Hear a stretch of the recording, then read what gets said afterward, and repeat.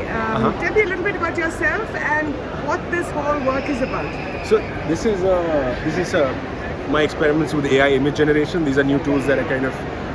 One second, I'm going to stop you. AI, that's artificial intelligence. What does that mean? Image generation. It means many things. There are many kind of tools, but the one I use essentially generates images from text descriptions. My day job is as like a screenwriter and producer in Mumbai, so visual writing is something that or like thinking visually as a writer, something that I've been doing for a long time. So when I found this new tech, it was an interesting way to explore writing in a different way initially, to try to visualize some of my own stories and scripts. And from there, it kind of just became a fun experiment with a new kind of image making.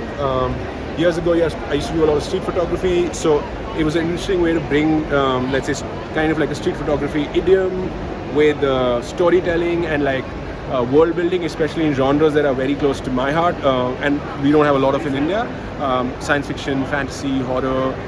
So that's where it began as a way to. When you say AI, what exactly? So what did you do? Did you sort of give words to this artificial intelligence, Yeah, exactly. platform, and then that generated the pictures? It's kind of like every image is like a little bit of a small script. Yeah. You describe. So explain to me, like for example, this one. This one? Yeah. Essentially, I started to create this is part of a larger set, or like a larger world I'm building, which is like a time travel kind of thing set in a Haveli. So it was about trying to create something that looks like a portal, but in a space that you generally wouldn't see something like that. Okay. Portals are like this sci-fi thing. What about this?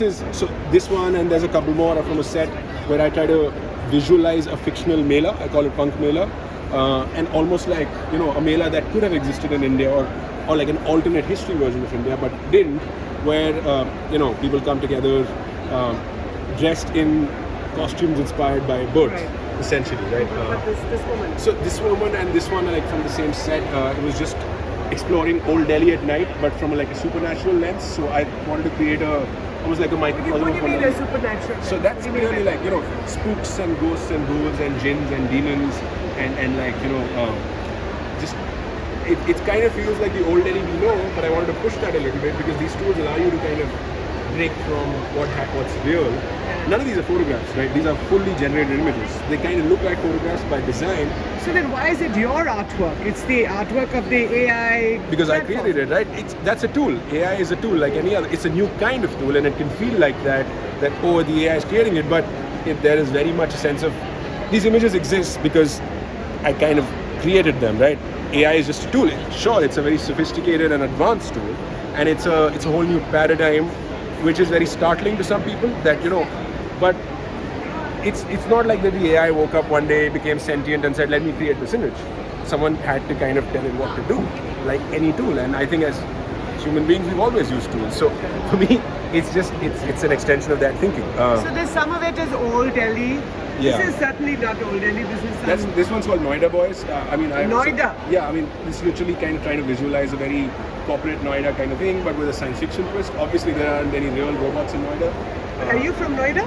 I grew up in East Delhi. Now my parents live in Noida. I live in Mumbai. But yeah, I've spent time in Noida, like of that kind of Noida with So if you go to Noida right now, it's like this super mega futuristic city that's being formed, like skyscrapers and office parks and wide roads and metros, and it's a very futuristic kind of thing. Yeah. So it's inspired from all the rapid technological change that I'm seeing happen every time I visit my parents' house. But you was telling me earlier that you grew up in Trans Yamuna in Delhi. East Delhi. In East Delhi, Yeah. okay.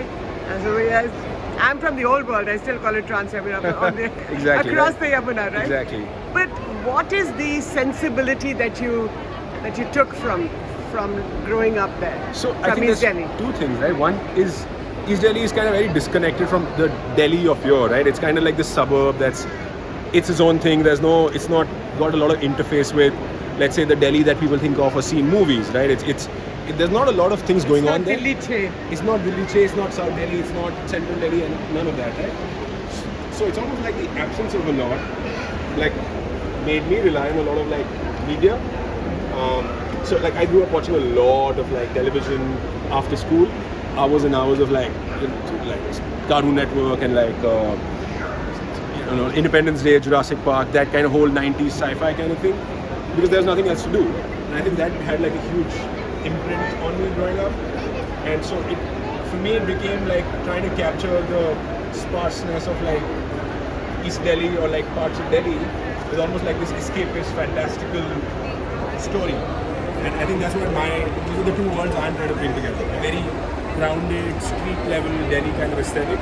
A lot of it is inspired by that architecture. Tell me about this. This is a beautiful image. So this is like just, it's called Private Eye Pandey, and it was just about a... Private Eye Pandey. Yeah, what if, it looks like it's central Delhi. What if there was a secret network of spies who operated as a shadow sort of organization in Delhi? So I want these to be fictional stories and fantastical stories, but almost like just, 5 minutes in the future, or like just not fully escapist, not fully fantastical like Lord of the Rings, but just situated in our world, essentially.